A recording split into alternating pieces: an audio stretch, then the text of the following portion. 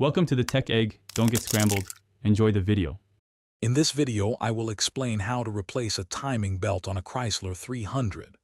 This guide will walk you through each critical step, ensuring a successful repair. You'll need common hand tools like a 13mm, 15mm, and 18mm socket, along with a 3/8-inch drive ratchet.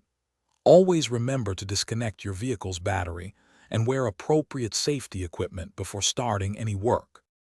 Before removing the old timing belt, proper preparation is key.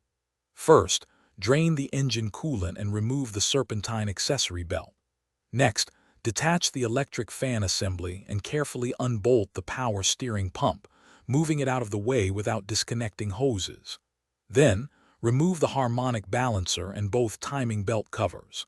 Finally, rotate the engine clockwise to align the crankshaft and camshaft timing marks to top dead center.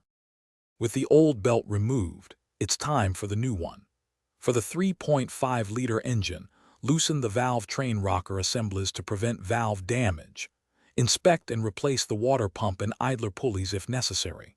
Carefully route the new timing belt, ensuring all crankshaft and camshaft timing marks remain perfectly aligned.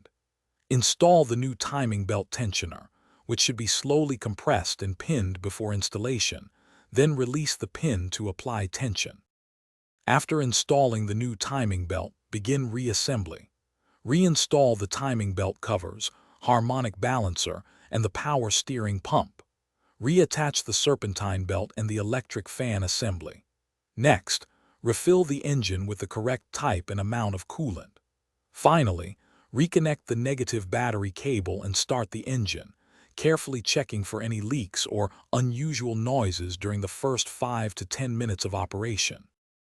Thanks for watching. Consider subscribing if I helped unscramble your problems.